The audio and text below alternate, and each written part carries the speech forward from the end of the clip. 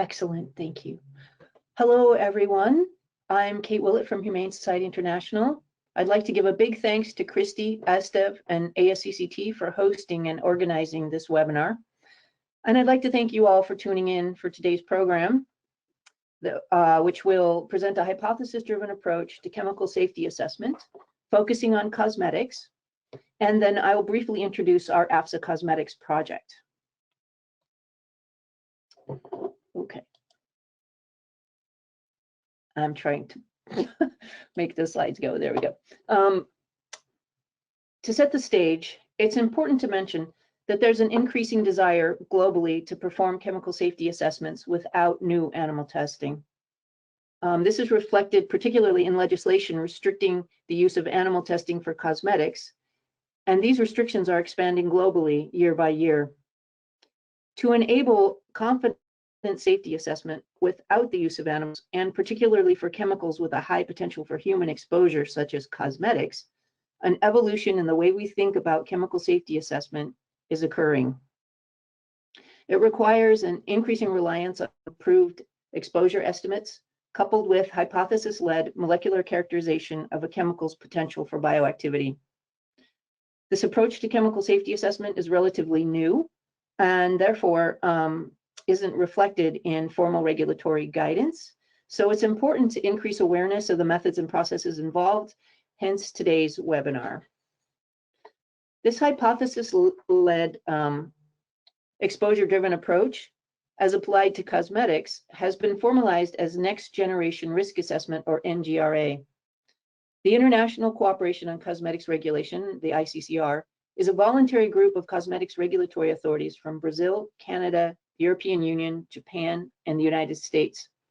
The ICCR tasked a group of scientists from regulatory authorities and industry to develop principles directing the development of NGRA, and they came up with these 9. The first is a set of overarching principles, initial considerations covering the entire decision process. These include: the overall goal is human safety assessment, the assessment is exposure-led, it's hypothesis-driven, and it's designed to prevent harm. This is in contrast to attempting to predict the potential for an adverse outcome. Next are principles covering the risk assessment or decision-making process itself. The process uses a tiered and iterative approach, and this is following appropriate appraisal of all the existing information, and it uses robust and relevant methods and strategies. Important for establishing the confidence in the decision is adequately documenting the process. This includes that the logic of the approach should be transparently and explicitly documented, and that sources of uncertainty should be characterized and documented as well. These principles have been articulated in a report from the ICCR task force and published. The reference is here at the bottom of this slide, which you will have a copy of. And the first author of this paper is the final speaker in this webinar. So if there are any questions, you can ask Matthew during the Q&A. Okay. Another important element to the NGRA process is development of a framework or workflow. Such a workflow was established during an EU framework program called a Safety Evaluation Ultimately Replacing Animal Testing, or Seurat. Seurat was a public-private partnership supported by Cosmetics Europe. The Seurat workflow shares similar ideas to the 9 ICCR principles. It's hypothesis-led, exposure-driven, and informed by a tiered approach to further assessment involving in silico and in vitro methods. The workflow begins with a problem formulation. In the case of cosmetics, this involves identifying the exposure scenario, the use scenario, identifying the molecular structure of the ingredient of interest, followed by the collection of all relevant existing information, including any in silico predictions and predictions or measurements of possible metabolites, as well as any possible read across the analogs. With this information in hand, a hypothesis is developed with regard to potential mode of action and the potential for adverse effects or not. If further information is needed to inform the decision with confidence, a bespoke testing strategy is designed ab initio using a combination of in vitro methods and in silico prediction approaches. This workflow includes a series of possible exit or decision points that have increasing levels of confidence with progression through the tiers. Early on, it's possible to exit based on a comparison of the potential for exposure with any possibility of an adverse event by application of the threshold of toxicological concern approach. It's also possible to exit based on read across to well-characterized chemicals. If further assessment is carried out, points of departure can be generated using the bespoke ab initio in vitro test results. In this way, this workflow is iteratively applied to inform targeted and toxicologically relevant in vitro testing. As a side note, this workflow is conceptually similar to the OECD's, the Organization for Economic Cooperation and Development's concept of integrated approaches to testing and assessment. The ICCR working group also published a survey of the types of methods that exist that could be used to inform an NGRA.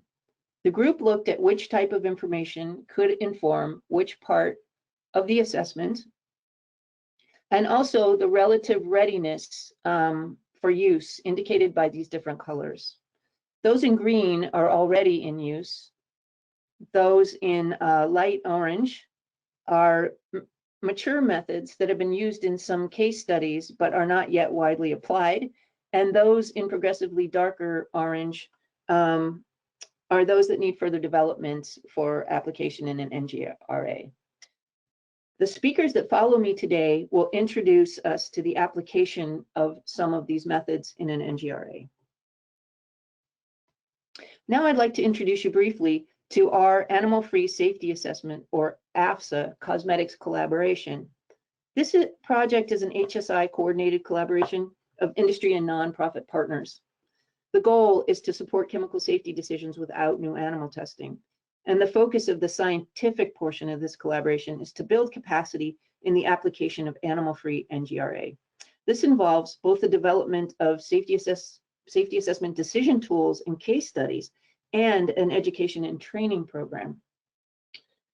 We have divided the NGRA process into 9 of what we're calling information modules for development.